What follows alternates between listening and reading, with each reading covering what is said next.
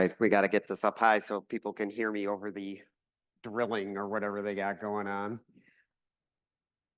Can people hear me? All right. Okay, so I'm going to do an attempted whirlwind tour at what's new and what's coming up, what we're working on in the HTCondot software suite. So there are two parts to this talk. The first part is what Marone lovingly refers to as the laundry list. This is where I kind of point out what I think are features, new enhancements that may be of interest to many of you here. And then the second part of the talk is the what's cooking in the lab, right, in the CHTC. So the what's cooking part, maybe it'll result in new features, maybe, we're not sure, we're exploring, it's what we're experimenting with. So if you are perhaps only interested in one part of the talk and not the other, or vice versa, there is a URL here where everybody in this room is required to take a survey, because in the next talk, we have a discussion panel and we will be going over the results of the survey. Now, you don't have to take the survey now. You could take it during the what's cooking part of the talk. You could take the survey at the end of the talk, because we do have a 10-minute transition period, and the survey will take you 2 minutes or something to do. But you heard during the lightning talks, our interns talk about geo IP location. We know who's taking the survey and who is not. And the people that don't take the survey by geo IP location will be denied cookies at the next break. So we want the survey results. Okay, since 1 year ago, when we were here at HTC23, there were 11 long-term releases, 13 feature releases, and these releases incorporated 140 enhancements and 90 bug fixes. I'm glad the bug fixes is a little less than the enhancements. That's a good thing. So I'm going to go through about 140 enhancements at record speed. Everybody's ready? No, I'm not, because you can just go on the web.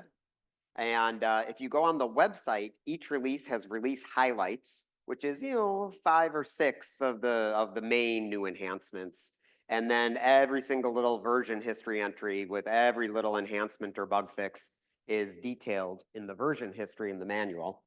A note about the version history section of the manual: it also has a gotchas section when doing upgrades.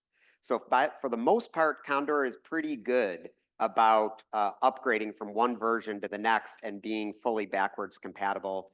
It isn't always, and especially if you go from one major version like version 23 to a new major version like 24, you should definitely check the gotchas. So to help with checking the gotchas, we now have an upgrade help script. So instead of just reading about it in the large manual, what the gotchas are, you can run Condor upgrade check, and it'll kind of look over your system and say, you know what, when you upgrade, this is going to be a problem and that's going to be a problem, and you should think about changing your configuration over here. So that's a wonderful addition, which we should all thank Cole for, right? Yeah. Cole's like, what? So the manual also has undergone some improvements. So previously the manual was, shall we say, not optimally organized. I would say the topics kind of appeared in the order by which they were developed over the years, by and large. That is not necessarily the order by which people wish to consume them. And we had about 10,000 features discussed, all on page 768 of the manual, which is a famous manual page. We got some feedback in HTC23 during our polling of people that users actually use the manual a lot, as do administrators, and could you please improve it a little bit, especially the index, which people like to use all the time. Coupled with a dictum from Marone, that HTCondot is not a monolithic piece of software, it's a software suite. He wants the AP, the access point, packaged and documented separately from, say, the execution point and or the central manager, which makes sense. So taking this information, we reorganized the manual to try to reflect the fact that, you know, all the documentation for the AP is in an AP subsection, the EP is in the EP subsection. Yes, there are some cross-cutting concerns like, you know, security and networking that are in their own section, but we tried to organize it this way as the suite.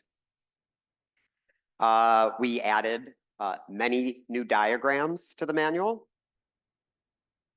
More diagrams, more diagrams. This is all the command line tools, and are they useful for users in one color versus useful for administrators in a different color? More diagrams. We also had a bunch of nice recipes, kind of cut and paste recipes that were on our Condor wiki, where they were kind of aging and rusting in place. We're moving these recipes into the manual itself and updating them as we go. A nice thing with recipes is having a copy button for, you know, copying it right out so you can paste it right into your config file. So the manual now has that. And the index has been vastly improved.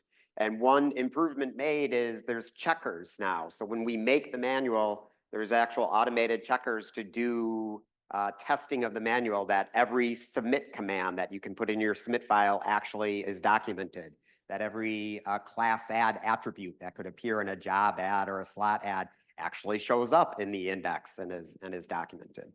So a little, you know, keep us a little more honest. Other things that we, you know, new features you would find, C Group v2 improvements. You heard Greg talk about that at length. We added support for C Groups v2, which we needed to do for Enterprise Linux 9 and Debian 12.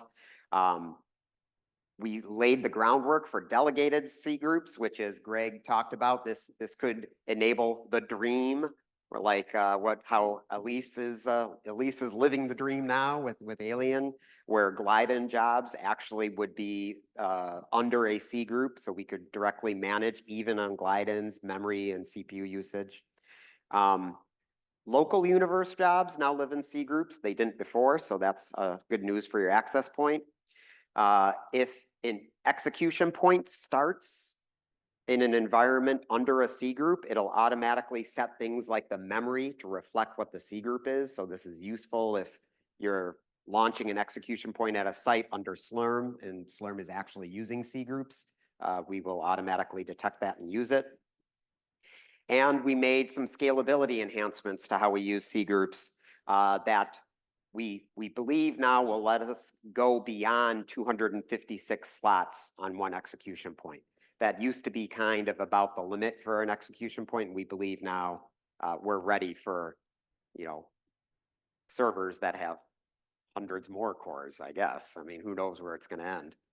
Speaking of scalability, we worked to improve scalability in some of the underlying libraries, like the class add library. So this is the recent daemon core duty cycle of the OS pool collector, which has about roughly 70 to 80,000 slots typically. The OS pool collector is just one collector process, I think, or is it a collector tree? I don't remember. Maths would know. Doesn't matter. This was before the enhancements that we made, the optimizations. This was version 23.6. We were spiking up at 99% on the OS pool collector from time to time, which was a little worrisome. And this is at 23.7 and after. So it was some nice scalability improvements there. Look, there we go. Oh, am I supposed to point here or there? That screen. This screen. This one right here. Oh, okay. Lots of packaging updates, including new platforms and new OSs. Things to note here, besides just new versions of what we supported before, we have OpenSUSE now. I think we haven't had that before, have we? That got added in December. Yeah, so this is new. And then the other thing to note is a lot of ARM. Everybody wants ARM now, right? Look at this. There's arms up in the air cheering about ARM. So that's good fun. In the tarballs, which means in the glidins now, Aptainer, both Aptainer and Pelican are included, come bundled with HTC and HTCSS. So all the glidins are sure to have it. What this means coming up for sites, for instance, contributing to the OS pool, is that's like one less dependency that you have to install on your servers in order to contribute cycles to the OS pool, because we kind of bring it with us now. For end users, file transfer enhancements, this was something that a lot of users asked for and the RCFs asked for, is the ability to preserve relative paths when you're doing file transfers. So this is, say you want to transfer an input file that's 3 subdirectories deep. Instead of it flattening that directory hierarchy on the execution point, it'll create those directories for you and then put the file in there. And the OSDF, Pelican file transfer client is now packaged along with HTCSS. So right out of the box, you can do OSDF:// without having to install a separate package like Stash or Pelican client that's there already. Okay. Jason, when he gave his talk, Jason, where are you? Oh, right there. He talked about the job epic history. So the access point, when you submit a job, it's a job class add in the system. When the job completes, it goes to the history file when it leaves the system. But now we also write out to disk a copy of the class add after every attempted run. And we call that an epic. So for especially jobs that restart 2 or 3 times, you might want to see what all the attributes looked like after each attempt. And this is a great way to do it. And as Jason mentioned in his talk, Condor Ad Stash, it can now store these history ads in Elasticsearch for your searching convenience. This is not new, although it's always evolving. I talked about this last year, but someone asked by show of hands, maybe it was Greg during one of his talks, I don't know, about the HTCondor noun verb tool, the new command line interface, and it seemed like very few of you have heard of it. So I'll touch on it briefly here. Kind of like, Docker, and you have subcommands, you kind of do HTCondor and then a noun and a verb. And this is a new command line interface tools. Don't worry, Condor Q, Condor Submit, Condor History, Condor Status, they aren't going anywhere. They're staying right where they are. But this is an opportunity for us to kind of maybe improve or experiment with a new style of user interface without getting complaints from around the world that you broke my script or, what I used to do last year with my grad students doesn't work this year. So there is a growing number of new nouns and new verbs. So quickly, if you do Condor Q and then give it a job ID, you get 1 line per job. And this is kind of what it looks like. Might not be that helpful to especially a new user that just wants to find out what's happening with my job. You can do Condor Q-L to look at all the details. Condor Q-L is long, give me all the attributes about the job ad, and all 150 of them come out. Very useful, but if you're a beginner, which of the 150 attributes should you care about? Which ones should you look at, right? So in the new noun verb tool, if you do HTCondor job status and give it a job ID, it knows you're only looking at 1 job, not a big list of them. So it knows it doesn't have to put it all on 1 line. And it can give kind of what we think the most common information that users commonly want to see. So that's an example. And I think since last year, it's improved a bit, like good put is actually reported now on job status. So some other examples, you can do HTCondot DAG status and give it the ID of a DAG man job. And it gives information about how your DAG is progressing. Kind of cool. I believe Greg mentioned there's an HTCondot event log reader, okay? And you point it at your job's event log file if you requested one, and it kind of makes some prettier output from it. And there's a little known option where you can do a group by with the event log. And this is handy in a distributed pool like the OS pool. So you could group by the Glidance site and get information about where your jobs ran and which sites perhaps had errors. I think I talked about this already. We have finally, it's been a long time coming, we have disk reservation and enforcement. Now, the thing about taking a reservation is it's easy. Anybody can take the reservation. You've got to hold the reservation, right? So what you can do is it's documented in the manual. Look for the config knob, start the enforce disk limits. And what happens is when a job lands on the execution point can go to the Linux logical volume manager and make a new partition, essentially a new volume just for that one job, okay?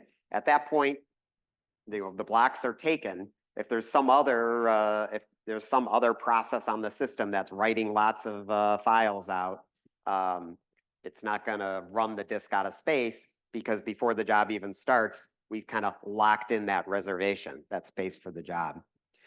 It has nice performance characteristics as well because figuring out how much disk space the job is using is now a fraction of a second as opposed to traversing the file system one file at a time and adding it all up. If you are not using the Linux logical volume manager on your actual servers where your EPs run, that's not a problem. The EP can create a loopback file system. So if the job says it wants 10 gigs, it'll reserve 10 gigs on the file system by making a 10 gig file on the file system and then mount it as a loopback file, and all is good. Now this does require that your EP runs as root, so this unfortunately does not work with Glidance. I talked about the job epic history. The Python bindings, version 2. Todd, not me, Todd, the other Todd, literally just talked about it. And for end users, I think the really nice thing about this, besides having the API, a little bit cleaned up, is we're no longer picky about the minor version of the Python interpreter. So basically, if you have Python 3 installed, it'll just work. It doesn't matter if it's 3.7, 3.9, 3.10, so that's a nice little feature.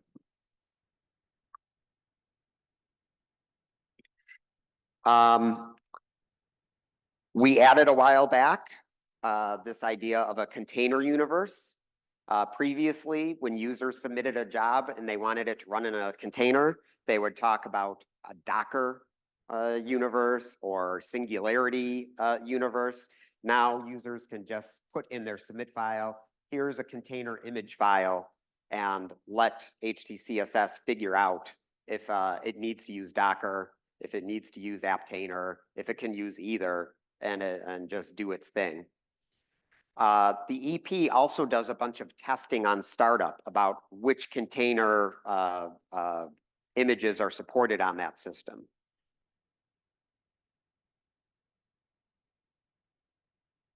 There is also now first-class support for the administrator in the execution point to specify a default container to use. So if you, as the administrator of an execution point, want to say, you know what, whether, whether the user, if the user didn't request a container, I still want them to always run inside of a container that I specify. So that's pretty nice. One thing on our container to-do list is deal with Docker hub banning for if we're using Docker. That does happen. I think with a free account, you're allowed how many 600 downloads per day or something like this on that order. And we sometimes have users that that hit that limit. So we gotta think about how to do that, do something about that. Okay. GPUs.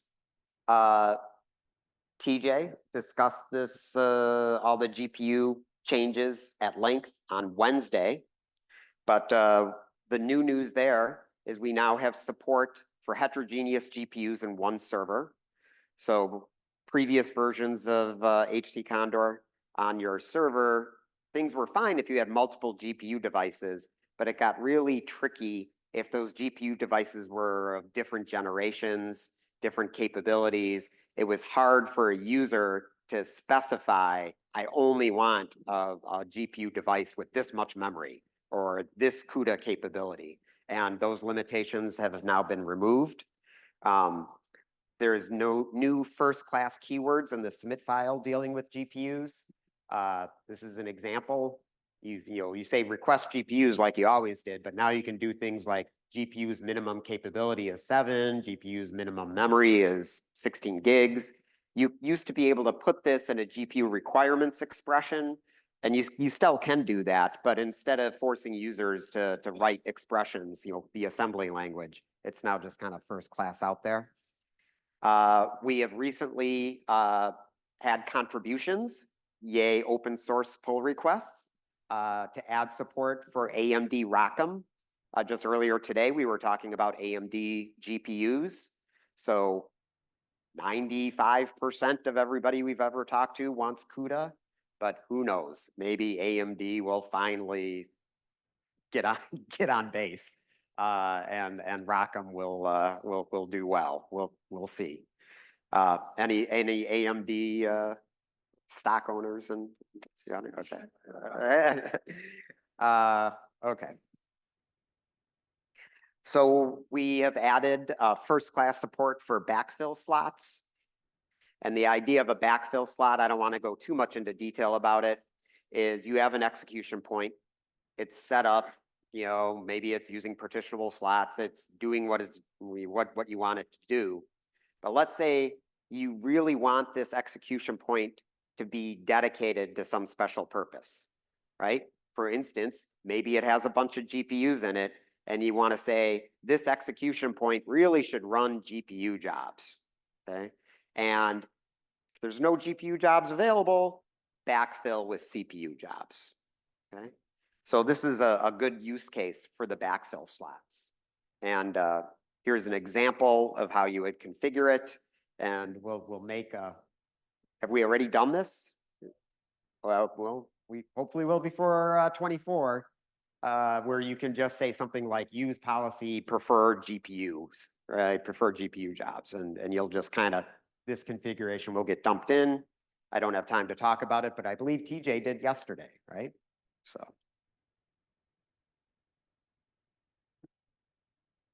I don't know why these are repeating. CE improvements. I talked about the CE dashboard on some day that is blurred into history. What was that? Tuesday? Monday? Tuesday? Okay. The CE dashboard, it's for hosted CEs at this point. If you have a non-hosted CE and you're interested in the dashboard, talk to me. A few of you have. I'm interested in hearing from you. Other CE improvements is there's a bunch of new tools to help people who administer their own CEs or set up their own CEs to test things out. If you have a hosted CE, you probably don't have to run these commands because OSG user services kind of does it on your behalf. And there was improvements to the CE using accessing GPUs. When you upgrade to version 24 of your CE, which August, September kind of time frame is when it comes out, Support for the old job router syntax is going away. We will only support the new, better, more flexible job router syntax. So that's something to be aware of if you're running your own CE.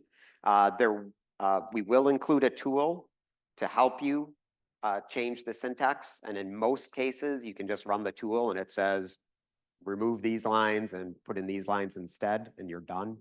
And again, if you have a hosted CE, you don't have to worry about it because we'll do the work for you. Some new defaults that might be surprising. So I'm putting them on this slide. Dropping support in users submit files for multiple queue statements in one submit file. So like if you do things like arguments queue, arguments queue, arguments queue, use a queue for each instead.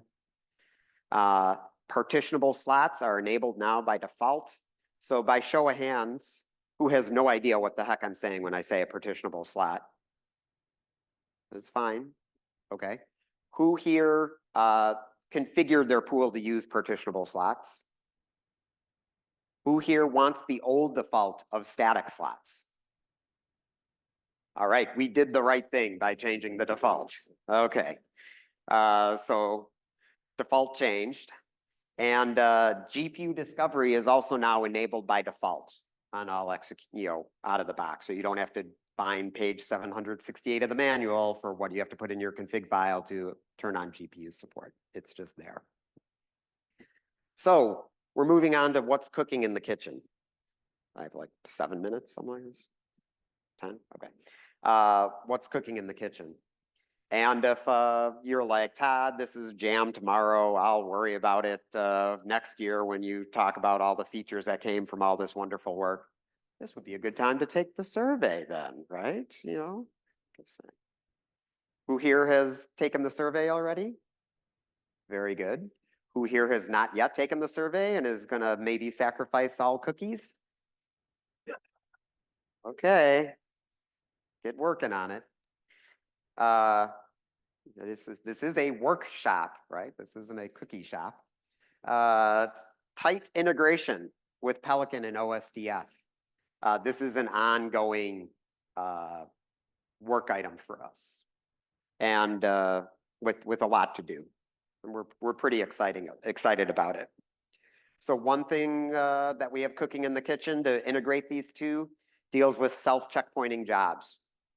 So we've heard in a few talks now that users like checkpointing of jobs and Condor's support for it. By default, jobs that checkpoint will store their checkpoints back at the access point. And this could place a lot of load on the access point. This could, your access point may not be set up like an object manager for serious IO, right? Thus, we've been working on adding the ability to store these checkpoints on Pelican. And in fact, we have users in OS Pool that are testing this out now.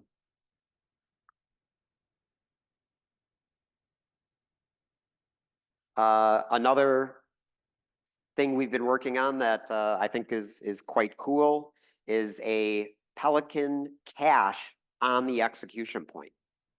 So we've talked about when you place a job to HTCondor, goes out to an execution point. It wants to bring in the input files for that job. If there's files being brought in, via Pelican, OSDF, transfer input files equals OSDF://. Brian had his nice talk where we're talking about how it locates a closest cache. There's caches spread out all over the US, and it pulls it in. This allows for setting up of a cache on the execution point itself. So when your job starts, it'll talk to the cache on the execution point. If the file doesn't exist on the execution point, it'll then do everything Brian talked about and go out and get it from the next nearest cache. Yep.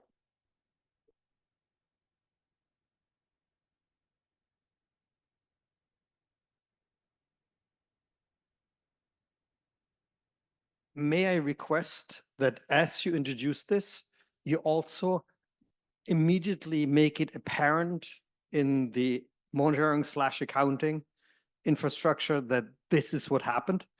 What I mean is that I want to be able to, when I do my spreadsheet, be able to distinguish a read from an EP Pelican cache versus a read from a local Pelican cache, because you've now introduced 3 entities: origin, cache, and EP cache. Yep.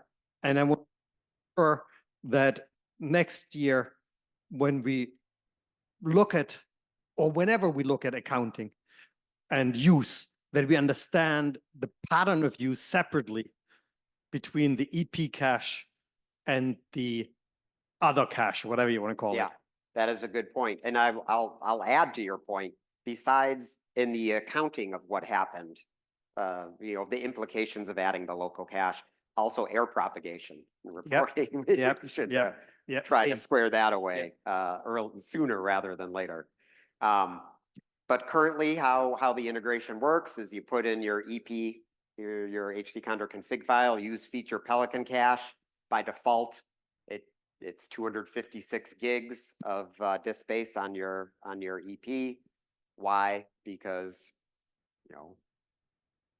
the number, a default was picked. I want to say years of careful research, but it wasn't. It was just a number. But then you can also just specify the size of the cache to use as well yourself. And what we're particularly excited about this is for caching CIF files. So caching of container images on the EP. So it kind of works like Docker in that case. At least in OS pool right now, a fair number of people use CVMFS, partially because there is caching, right? And you're not, every time a job starts, it isn't pulling in a big, huge CIF image. So we're pretty excited about this. Something we hope to explore right on the tails of this is having the access point control which files actually get cached at the execution point or not. Because the access point knows, for instance, if this file is reused over a lot of jobs or is only specific to one job. So it, instead of just kind of a dumb cache with a LRU replacement policy, the AP could tell the EP, yeah, I really want that file to stay on that EP because I know I'm going to send you another job in a few minutes that wants that exact same file. So propagation of errors, as we just talked about, could use some improvement. We used, Jason, we used through the wonders of Ad Stash, right, where we have all the job ads and all the epics in Elasticsearch. We went back in time to when we were first integrating, and this is an example of an error message when there was a transfer failure using Pelican. This is really bad.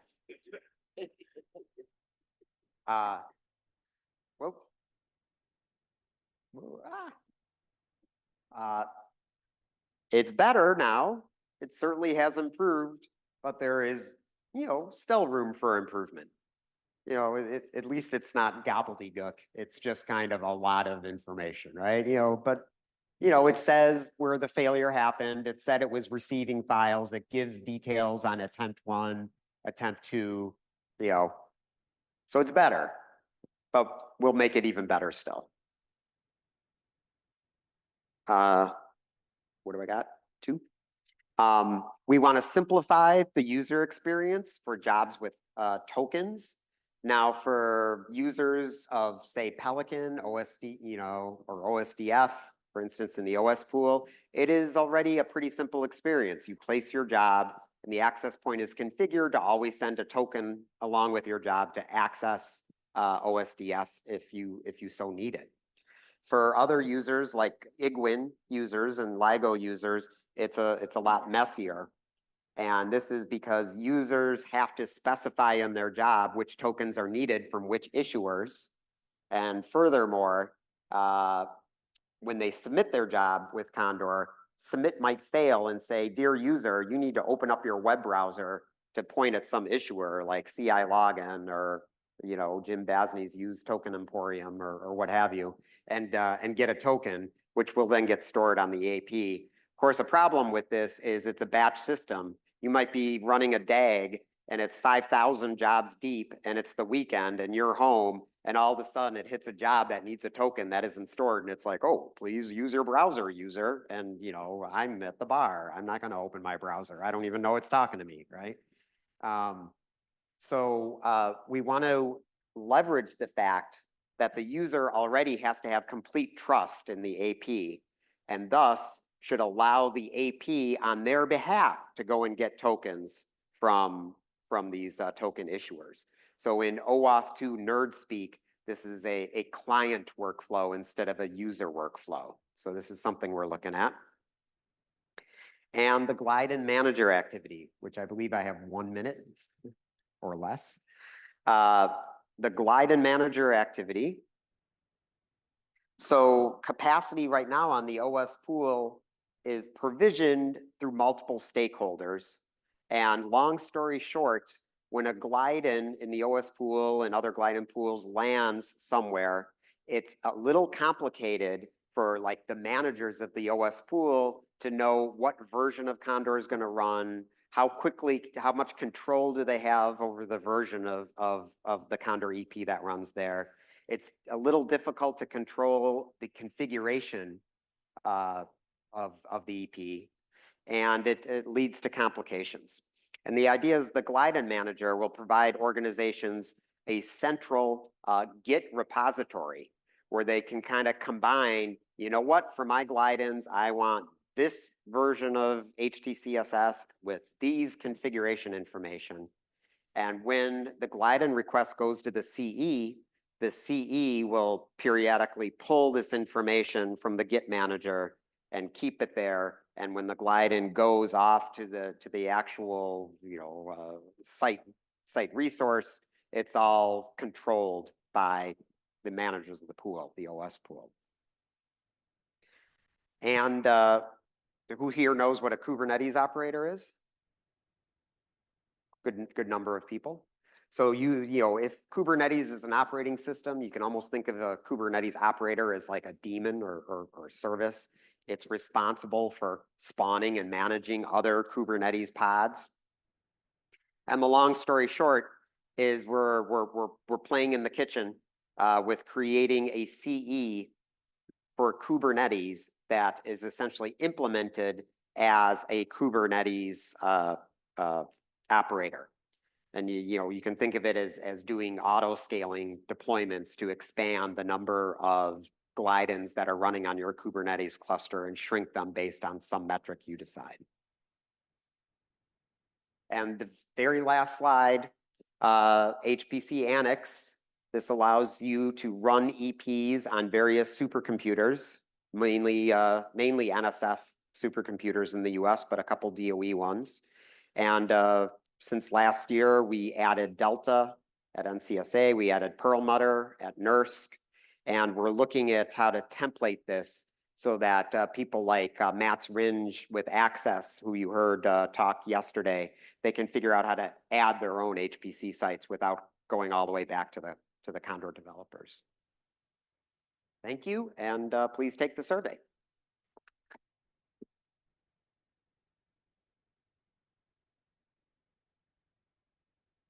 All right, to preserve our short break, maybe one question for Todd? Any takers? Frank? Another one related to the same topic earlier. We used to have a standard minimum size specification for the disk space available per slot. And I don't remember whether that is where we're at with this these days, and if this is even advertised in any way, shape, or form, and whether you have access to that information, what's available. And given that you're now going to use it in some way, maybe it's worthwhile thinking a little bit about how do you know how much you have? Yeah, so by default, for instance, it's 256 gigs reserved for the cache or whatever you say, right? That means the EP will subtract that. it'll assume that's full, right? It'll subtract that from the disk that it sees there and advertise 256 gigs less than it otherwise would. And that right there you have some that's why it triggered my memories, because it used to be that size per slot was 20 gig. And your 256 is about 10 slots. And a very common quantity that we give is 8 slots per entry point, meaning 8 CPUs per entry point, which then get turned into 8 individual CPU slots or whatever. Yeah, yeah. And so I think there's a little bit of a I don't think that default is meant for use in glidance. Short Say again? I don't think that default is meant for use in glidance, short version. And That it's a reasonable default for a whole node, maybe, but not. okay. Um, But it begs the question: how are you going to know what's available? Yeah, so what's done now within glidance is, if it's within Condor, there's a class add that gets dropped that tells it very explicitly, you have blah. For other batch systems, or any other cases where it isn't explicitly told this is your disk allocation, it's going to take the local. It takes whatever the local partition size is free, and then divides it by the number of CPU, or prorates it by the number of CPUs in the system. So it kind of Okay. assumes if I have half the cores, I should get half the disks. Okay, cool.